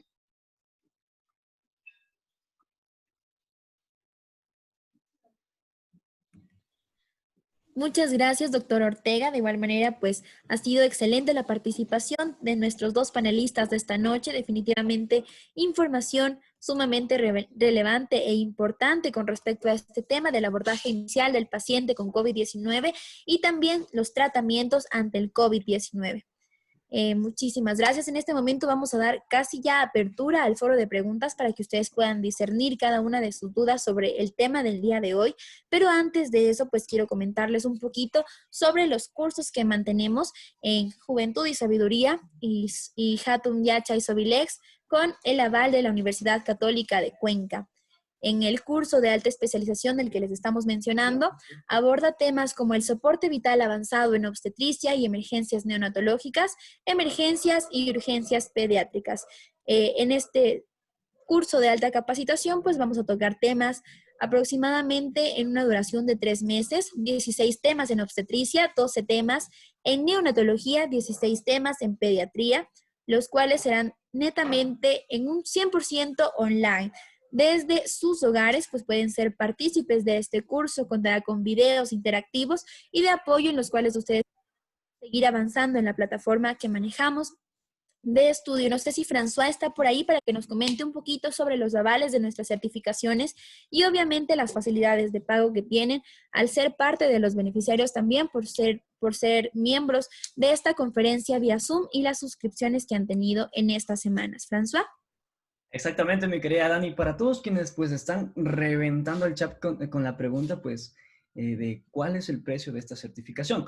Recordarles que un ticket promedio, no hablando ni siquiera de un high ticket, de una ponencia de esta magnitud bordea a los $300. Hoy en día la tienes totalmente gratuita.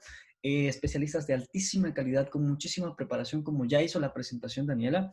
Y pues si desean acceder a la certificación de 40 horas académicas por este webinar, pues que cuenta con los avales del Instituto Ecuatoriano de Seguridad Social, de la Federación Nacional de Obstetrices y Obstetras del Ecuador, de la empresa Hatun Yachay Sobilex, capacitadores y formadores, del Colegio de Médicos de Manabí, la Federación Médica Ecuatoriana, obviamente del Ministerio de Salud Pública del Ecuador y pues bajo el aval académico de la Universidad Católica de Cuenca, específicamente su Centro de Educación Continua. ¿Quieres acceder a esta mega certificación por 40 horas de estos dos temas? Pues tienes un precio, nada más te digo, que en ticket promedio estamos en $300. El día de hoy, tan solo por $40. ¿Necesitas más información? Quédate que ya te comentamos hacia dónde te tienes que comunicar. Y sí, precisamente mi estimada Dani, como nos comentabas, pues en este momento yo les voy a presentar el curso que nuestro estimado panelista, el doctor Ortega, después de su genial presentación, pues ya nos hizo un pequeño review, ¿ok? Nosotros estamos en este momento pues lanzando y promocionando una certificación múltiple, mi querida Dani, pues para todos los profesionales que hoy nos acompañan en la noche de hoy, pues hoy en este momento tienen dos opciones. Aquel profesional de la salud que está tras la pantalla en este momento tiene dos opciones, nada más dos. La primera es no hacer nada, quedarte con toda esta información, pues y realmente continuar sin prepararte, teniendo todas estas herramientas, pues y realmente dejar pasar esta mega oportunidad. Y la segunda es tomar acción. ¿Ok? Por eso te presentamos esta mega oportunidad por tiempo limitado y es válida solo para las personas registradas en este webinar, pues que nos han hecho llegar sus datos y por eso están hoy aquí con nosotros. El curso es de alta especialización en soporte vital avanzado en obstetricia, emergencias neonatológicas, emergencias y urgencias pediátricas. Es un triple enfoque y pues realmente la modalidad, como nos comentabas, Dani, es 100% virtual, ¿ok? ¿Cuánto te costaría esta triple certificación? Tan solo por 90 horas, ¿ok? ¿Cuánto te costaría esto, mi querida Dani, y a mis queridos profesionales de la salud? Pues realmente esta triple certificación, tan solo emergencias neonatológicas, solo este tema, pues tendría un precio de $380, más el de urgencias pediátricas, pues sería $450, más el curso de soporte vital avanzado en obstetricia, pues $590, dándonos un total de $1,420 que tendría pues esta triple certificación. Es un curso de alta especialización. Más la ponencia de hoy, pues que con un ticket promedio que oscila entre los $200 y $300, sería un total de $1,620 más impuestos, pero solo por hoy, porque pues los profesionales de la salud, pues obviamente van a querer tomar acción, pues tiene un precio mercado de $728 que ya incluyen IVA, pero esta es una promoción válida solo por tiempo limitado. Pero aún hay más. Por si estás pensando todavía en, es el momento, es el lugar adecuado, voy a tener mucho valor, pues déjame decirte qué es lo que vas a recibir aparte de esta triple certificación, que no será tan solo por 90 horas. Tendrás acceso al curso de alta especialización, la certificación triple, por 300 horas de formación académica. Aparte tendrás un certificado por 40 horas en salud sexual y reproductiva. Aparte de eso tendrás un certificado por 40 horas en Scoring Mama. Además tendrás una certificación por 50 horas en neonatología, un certificado de 50 horas en pediatría, más el certificado de 40 horas por este webinar, sumado al webinar del viernes 31 de julio de la semana pasada. Realmente son más de 500 horas de formación certificada con todos nuestros avales, realmente con todos los convenios con los que cuenta la empresa. Y pues acá están pues todos nuestros avales, tanto académicos, pues como obviamente de registro laboral, como es la FENOE, la Federación Nacional de Obstetrices y Obstetras del Ecuador, el Colegio de Médicos de Manabí, la Federación Médica Ecuatoriana, el Instituto Ecuatoriano de Seguridad Social, el Ministerio de Salud Pública, obviamente pues nuestra querida Hatun Yachay Sobilex, y bajo el aval académico pues de la Universidad Católica de Cuenca, específicamente su Centro de Educación Continua. Pero hay más. Lo que me estabas preguntando precisamente, Dani, es que realmente conscientes de la problemática que ha traído el COVID y pensando pues obviamente en dar facilidades de pago, pues puedes acceder al financiamiento directo dividido en 3 pagos.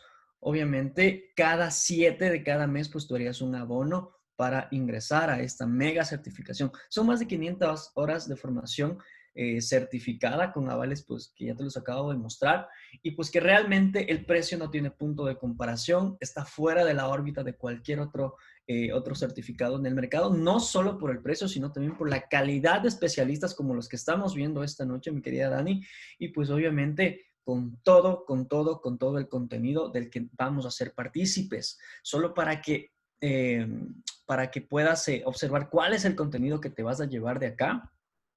Déjame comentarte que en esta ocasión, pues tú puedes abordar 16 temas que involucran en obstetricia, complicaciones en el embarazo, crisis, sangrado vaginal, resucitación neonatal, seguridad materna y distocias. En neonatología serán 12 temas a tratar, dentro de los cuales involucran perinatología, nutrición neonatal, cardiología, patología, alteraciones, infecciones, cuidados paliativos, neurodesarrollo neonatal y otras enfermedades neonatales. Y dentro del área de pediatría, pues serán 16 temas a tratar sobre organización, técnicas y procedimientos en urgencias pediátricas, analgesia y sedación, enfermedades y síntomas y accidentes infantiles. Realmente esto es una bomba de conocimiento, es un certificado que no tiene punto de comparación. Recibe 5 certificados por el precio de uno y pues realmente un precio que no tiene realmente un valor estimativo, creo yo, mi querida Dani. Con esta información que realmente todos los profesionales pues han estado preguntando y que ya nuestro querido doctor Ortega pues nos hizo el review, pues yo te doy paso a ti, mi Dani, para ver qué es lo que nuestros profesionales asistentes en este webinar pues están queriendo saber, cuáles han sido las preguntas pues más repetitivas y obviamente están acorde y a la altura de la presentación de la noche de hoy. No sin antes, mi querida Dani, recordar y extender el caluroso saludo, pues, a quienes nos han acompañado durante todo el trayecto de la noche desde distintos puntos de nuestro querido Ecuador. Y precisamente, pues, se han hecho presentes de muchísimas ciudades, pues, como son Quito, de Sucumbíos, de Jipijapa, de Montecristi, de Yanzasa, de Chambo, de Riobamba, de Guayaquil, de Puyo, de Esmeraldas, de Calceta, del Coca, me dicen por acá, de Chone, de Daule, de Taisha, Milagro, Portoviejo, Ibarra, Babahoyo, Guaranda, Manta, Cotacachi, Vallenita, de Ambato, del Tena, y pues también nuestros queridos amigos de Quevedo, de Santo Domingo, como veo pues por acá en el chat. Realmente se han conectado desde todos los rincones de nuestro Ecuador, con obviamente las mejores expectativas y creo yo que la mejor de las realidades, con panelistas y especialistas de tan alto renombre. Mi querida Dani, te doy paso a ti para que nos cuentes cuáles son las preguntas que nuestros especialistas esta noche van a responder. Te escucho. Muchísimas gracias, François. Y pues también argumentar algo pequeñito ante, más que nada, a la presentación que nos acabó de hacer François. Son 5 certificaciones con más de 500 horas académicas a un precio espectacular. Y más que nada, esa facilidad de pago que también nos permite a nosotros considerar mucho más allá el poder de la capacitación. Y más que nada, sabiendo que el Ministerio de Salud Pública en el Estatuto Orgánico de Gestión Organizacional de los Procesos en los Hospitales menciona que justamente ahora la coordinación y el conocimiento es muy amplio en el ámbito laboral requerido. Es por ello que esta coordinación general observa la necesidad de especificar los conocimientos que se requieren en cuanto a la necesidad institucional del Ministerio de Salud Pública del Ecuador y emite los lineamientos para el reclutamiento de talento humano en el marco de la disminución radical de la muerte materna, entre muchas cosas más que podemos abarcar y pues que específicamente las certificaciones que estamos emitiendo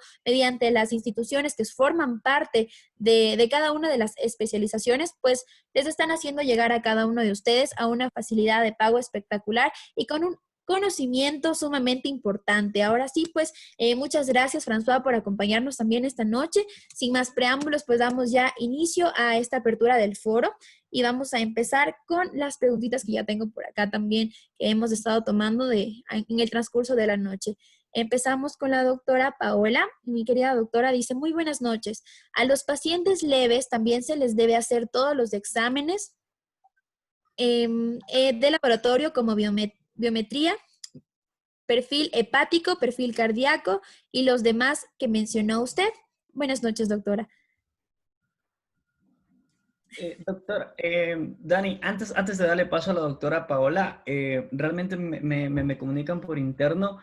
Ya le damos paso a la doctora, que también entra dentro de esta promoción que acabamos de mencionar, el curso de alta especialización en medicina interna y urgencias médicas, también como certificación múltiple, dentro de las cuales abarcan 40 horas de tratamiento de COVID-19, que es esta masterclass, este webinar, 40 horas de insulinoterapia, 40 horas de emergencias toxicológicas, 40 horas de emergencias respiratorias y 300 horas de formación certificada en medicina interna y urgencias médicas. ¿Ok? Ese era nada más el aviso que nos tenía preparado pues la producción acá. Por interno nos acabaron de informar. Dani, ¿le puedes repetir por favor la pregunta a la doctora para que le responda? Claro que sí. No sé si nuestra doctora ya está con nosotros conectada nuevamente. Sí, sí, Dani. Listo. Si me da un minutito nada más. Listo. Dice, muy buenas noches, doctora. A los pacientes leves también se les debe hacer todos los exámenes de laboratorio, como el de biometría, perfil hepático, perfil cardíaco y los demás que usted mencionó. Ya. Buenas noches. Sobre todo los pacientes que están cursando con un cuadro leve van a ser ambulatorios. Estos van a ser receptados y valorados en las unidades de triaje respiratorio, en las cuales la valoración va a ser netamente clínica. La valoración de los signos vitales nos ayudan para poder establecer la escala que estamos utilizando, que se la denomina la escala de News 2 modificada, en la cual con la variación de los datos de los signos vitales podemos estratificarles. Si tienen un valor entre 1 y 4, quiere decir que son pacientes con cuadros leves que necesitan tratamiento sintomático y estos pacientes no van a entrar en el perfil de tamizaje de laboratorio y de pruebas diagnósticas de imagen. Los pacientes que tienen una escala de News modificada con un puntaje entre 4 y 7 son pacientes que ya tienen criterios de ingreso hospitalario. A ellos son quienes los vamos a realizar las pruebas de laboratorio y las pruebas de imagen. Y más si son pacientes que tienen escala de News mayor a 7, que indica un criterio de hospitalización y manejo en unidad de terapia intensiva, en donde el panel completo de laboratorio y de imagen debe estar realizado en cada uno de estos pacientes. Muchas gracias, doctora. Continuamos con las preguntas. Esta es para el doctor Héctor Ortega. Dice, muy buenas noches, doctor. ¿A qué se debe que pacientes que nunca fueron hipertensos después del COVID les da hipertensión? ¿Y por qué hay pacientes que empiezan a caerse y también quedan con secuelas de problemas hepáticos y otras enfermedades? Además, quisiera saber qué tan cierto es la reinfección después de tener COVID-19. Bueno, Doctor.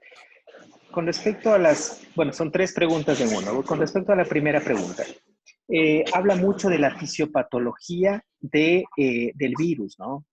Normalmente los pacientes, sí se ve que cuando ya existe la infección por SARS-CoV-2, existen pacientes con cifras tensionales elevadas. Obviamente esto hace referencia por la afinidad que tiene el virus con el receptor ECA2. No se olviden que este receptor, a mis estimados colegas, el receptor de la enzima convertidora de angiotensina. Al tener nosotros ocupado el receptor de la enzima convertidora de angiotensina, que en condiciones normales quien se ligaría ahí sería la angiotensina, más no el virus en condiciones normales. Como ya tengo que se liga el virus, lógicamente los niveles, en este caso de angiotensina, se comienzan a elevar en sangre porque justamente esos receptores están siendo ocupados por, en este caso, la proteína S, ¿sí? Del virus, y por ende los niveles elevados de angiotensina. La angiotensina es un potente vasoconstrictor y producto de esta vasoconstricción justamente se genera estos niveles o estas cifras de presión arterial. Esa es una de las hipótesis por las cuales estos pacientes que normalmente no eran hipertensos, ahora sí lo son. Con respecto a las siguientes preguntas, es importante tomar en cuenta un antes y un después de la etapa aguda del virus. En la etapa aguda, que podemos decir que es dentro o es el periodo de los 14 días, por llamarlo así, este periodo de incubación de 14 días, que en algunos casos el promedio oscila entre 5 y 7 días, pero lógicamente esperamos estos 14 días para desarrollar síntomas, de lo que sería ya una etapa posterior a estos 14 días, en las cuales, si bien es cierto, ya no tenemos un periodo infeccioso, es decir, el paciente ya no puede transmitir el virus, pero sí tenemos la presencia de secuelas. Se ha visto que estas secuelas pueden estar incluso latentes durante 3 a 6 meses. Hay personas que tienen dentro de sus secuelas cefalea, otras que tienen fatiga, otras se quedan con mialgias, artralgias, es decir, ya no quizás en el contexto de ser infecciosos o en el contexto de la etapa aguda del virus, pero sí en el contexto de una secuela que se está presentando. Y claro, la caída de cabello también es una de estas secuelas que se está encontrando, se está evidenciando en algunos de los pacientes. Y finalmente, Dani, no sé si me repite la última parte de esa triple pregunta. Activemos el micrófono. Sí, ya está. Dice qué tan cierta es la reinfección después de tener COVID-19. Ok, bueno, si bien es cierto hasta el momento la evidencia aún es controversial con respecto a esto, hemos tenido casos en los cuales obviamente pacientes que en su momento tuvieron justamente confirmado con el gold estándar, que es la prueba PCR, fueron positivos. Después, ya con una prueba de PCR negativo, lógicamente se constató que ya estaban libres del virus y que después de 2 a 3 meses justamente han desarrollado nuevamente cuadros incluso más severos que los anteriores. La evidencia actual indica que sí, efectivamente la infección o la primoinfección con SARS-CoV-2 te deja inmunidad, no solamente una inmunidad humoral, porque no solamente esa es la que puede estar presente, sino también otros tipos de inmunidad como la inmunidad celular. Si bien es cierto, la inmunidad celular no las vamos a ver con pruebas, como en este caso las pruebas rápidas, pero de que te deja inmunidad, existe inmunidad. Ahora, con respecto al tiempo que te deja la inmunidad, eso no está claro. Se habla de que esta inmunidad está latente por 2 a 3 meses nada más. Es importante para ello realizar titulaciones de anticuerpos, principalmente IgG, para saber en qué momento tus niveles de IgG se encuentran disminuyendo en el tiempo y que de una u otra forma te puedan predecir que tú vuelves a recuperar esa susceptibilidad a la acción del virus. No descartemos también la posibilidad que, como todo virus, obviamente que tiene o está conformado por material genético, este puede mutar, ¿sí? Y obviamente, si bien es cierto, hablamos únicamente de SARS-CoV-2, pero este SARS-CoV-2 puede tener variantes genéticas infinitas y que de pronto la siguiente que tú puedas adquirir no es la que adquiriste hace 2 a 3 meses o hace 6 meses, sino es una nueva digamos, variante de este virus. Entonces, sí, la posibilidad de una reinfección está latente. Si ya tuviste COVID-19, establece si tienes la inmunidad y establece hasta cuándo probablemente tengas esta inmunidad y para ello, lógicamente, tienes para uso las pruebas rápidas, los niveles, estas pruebas rápidas cuantitativas que te ayudan a evaluar justamente los títulos de IgG. Perfecto, Dani. Muchas gracias, doctor. Una pregunta más para la doctora Cajas. Dice, muy buenas noches, doctora. Respecto a las lesiones dermatológicas encontradas en pacientes por COVID-19 a nivel mundial, ¿aparecen antes de la sintomatología respiratoria? Y de igual manera, pacientes con antecedentes de tuberculosis pulmonar y branquiectasias de secuela o asma presentan un mayor factor de riesgo frente a una infección por COVID-19. Doctora. Dentro de los factores de riesgo epidemiológicos mencionábamos la existencia de enfermedades pulmonares anteriores que sí son patologías que predisponen a cualquier paciente a desarrollar la progresión de la enfermedad o la mayor predisposición para que esta infección pueda llegar a etapas o estratificaciones más graves. La tuberculosis pulmonar generalmente ya deja lesiones anteriores en el parénquima y sobre todo agravaría el cuadro de síndrome de dificultad respiratoria cuando ésta se sobreinfecta con COVID-19. Lo mismo pasa con el asma, ya que son patrones diferentes, pero están dentro de las enfermedades pulmonares existentes.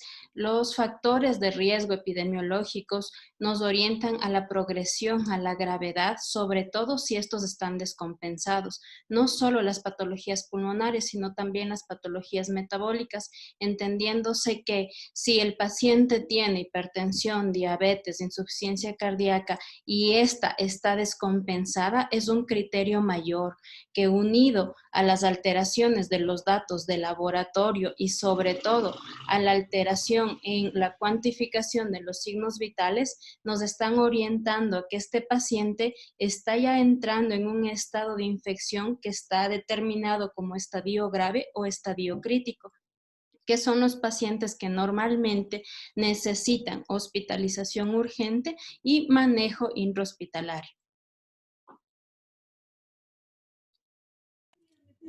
Muchísimas gracias, doctora. De igual manera, al doctor Ortega. Nos queda muy corto el tiempo en estas noches donde tenemos una capacitación espectacular y panelistas pues de un nivel excelente. Muchas gracias por acompañarnos esta noche a todos y cada uno de ustedes que se han sumado esta noche a ser parte de cada una de estas capacitaciones y por supuesto nuevamente reiterar la invitación a que sean parte de estos cursos de alta especialización. Son 5 certificaciones que se estarán entregando gracias al apoyo de la empresa Hatun Yachay Sobilex, Juventud y Sabiduría y obviamente con el aval de la Universidad Católica de Cuenca. Muchísimas gracias, doctor Héctor Ortega, de igual manera la doctora Paola Cajas por acompañarnos esta noche. Ha sido definitivamente una noche espectacular de alta capacitación y pues nuevamente comentarles que los números de contacto y cualquier tipo de información lo pueden tener mediante sus correos electrónicos y de igual manera a los números que se dieron esta noche. Muchísimas gracias por acompañarnos. Una excelente noche a todos ustedes. Gracias.